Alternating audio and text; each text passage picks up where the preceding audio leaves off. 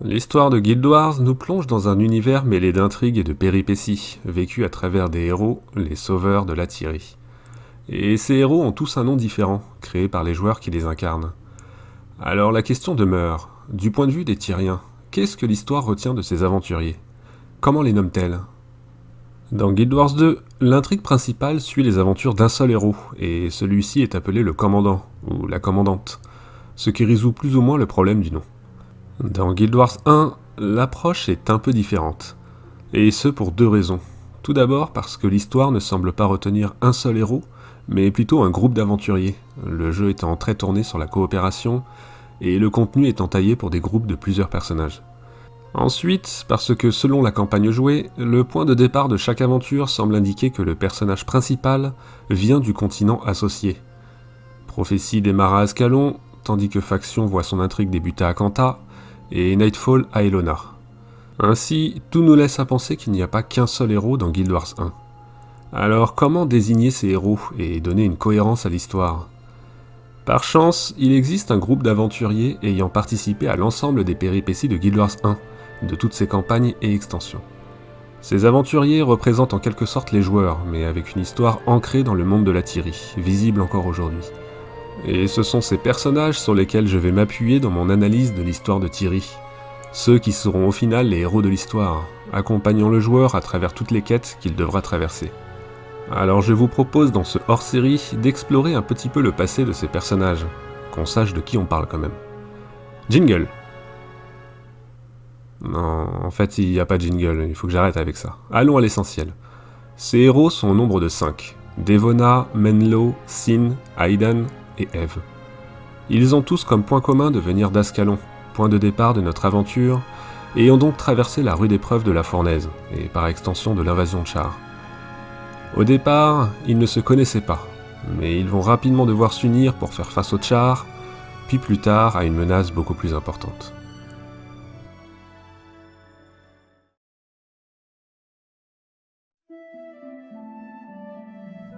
Née à Rhin en 1048 après l'Exode, Devona est la fille de Mordakaï, l'un des membres les plus influents de la guilde des élus d'Ascalon. En 1052 après l'Exode, alors que Devona n'était qu'une enfant, Mordakaï meurt lors de la bataille de Kilo, tué par la guilde Orienne des Zélotes des Cimes Froides, dans le cadre de la troisième guerre des guildes. Son enfance marquée par cette tragique disparition, Devona vécut avec la ferme conviction que son père s'était sacrifié pour la survie de sa nation, pour la survie d'Ascalon. Résolue à honorer la mémoire de son père, elle entreprit l'apprentissage des arts martiaux, et devint progressivement une grande guerrière, capable de manipuler avec aisance épée comme marteau. Plus que tout, elle souhaitait marcher sur les traces de Mordakaï, et s'infliger elle-même une très grande pression, la pression de réussir. Plus tard, elle rejoignit elle aussi la guilde des élus d'Ascalon, et offrit son aide aux habitants du village d'Ashford, les protégeant contre les menaces des bandits et autres grôles, jusqu'à ce que la fournaise lui retire son pays. Sur les cendres de son royaume, Devona resta dévouée à son prince et à son roi. Elle fit la connaissance de ceux qui deviendront les héros d'Ascalon et prit naturellement la tête de ce groupe. Leader née, directe et sérieuse, capable de garder son sang-froid même dans les situations les plus désastreuses, Devona mena ses compagnons à travers d'innombrables aventures, en mettant toujours un point d'honneur à ce que sa loyauté et son devoir ne faiblissent pas, ni ses coups de marteau.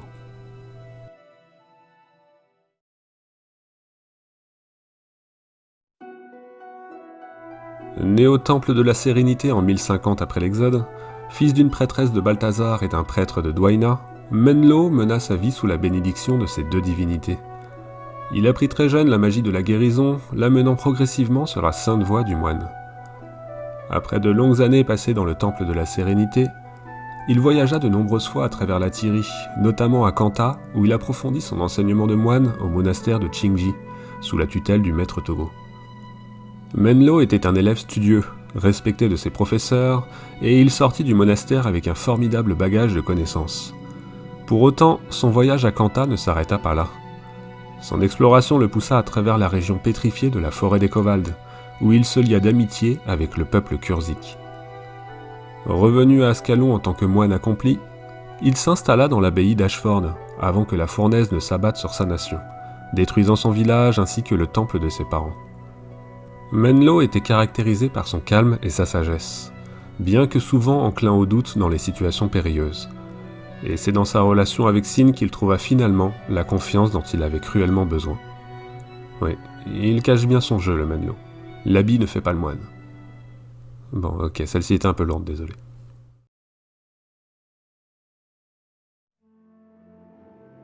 Né à Surmua en 1052 après l'Exode, issu d'une famille noble, Sin fut dès son enfance une petite fille gâtée. Obtenant tout ce qu'elle désirait, jusqu'à ses moindres caprices, elle était aussi naturellement douée dans tout ce qu'elle entreprenait. Alors que l'invasion de Char se mettait en marche, Surmia fut l'une des premières cités à tomber. La demeure familiale fut détruite par un projectile magique, et elle assista, bloquée sous une table brisée, à la mort de ses parents. Immobilisée ainsi pendant plusieurs jours, elle fut ensuite libérée par un groupe de pillards déambulant dans la ville. Mais malheureusement pour elle, des pillards du camp Char. Alors que ces derniers planifiaient de faire d'elle leur repas, Sin déploya une incroyable puissance. Des flammes surgirent de son corps, engloutissant ses bourreaux ainsi que sa propre demeure, les réduisant en cendres. Les pouvoirs de Sin s'étaient éveillés et ils étaient loin d'être ridicules. Élémentaliste de feu, elle se mit alors au service de sa nation dans la lutte contre les Chars. Ayant rejoint le groupe de Devona, elle s'amouracha du jeune moine Menlo, malgré leur caractère diamétralement opposés.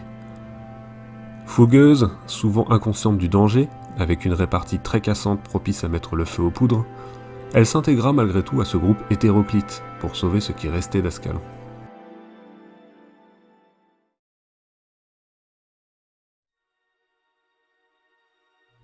Née en 1040 après l'Exode au passage de Borlis, Aidan était issue d'une famille de chrétiens faisant route vers Ascalon.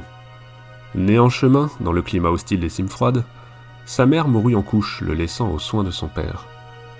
Arrivé à Ascalon, Aidan apprit de son père l'art de la chasse, maniant l'arc dès son plus jeune âge. Installés dans une clairière un peu reculée de la civilisation ascalonienne, leur vie était simple et paisible, dans une demeure construite à la force de leur seul bras. Ce doux rêve vira pourtant au drame, lorsque son père fut brutalement tué par un Char, alors que le jeune Aidan, apeuré, s'était caché dans les bois. Tourmenté par ses remords, Aidan entreprit alors de traquer tous les Chars sur sa route, obnubilé par la haine et la vengeance. Une obsession qui l'a pris à réfréner, de peur de devenir un jour un être plus cruel que ceux qu'il chassait. Après la fournaise, Aidan rejoignit le groupe de Devona et en devint même l'aîné, apportant la sagesse qui pouvait parfois manquer au sein de ce jeune groupe, jouant même parfois le rôle du patriarche quand la situation l'exigeait. Fort d'un tempérament calme et doté d'une confiance en lui absolue, Aidan était un rôdeur sûr et une force indispensable pour ses compatriotes.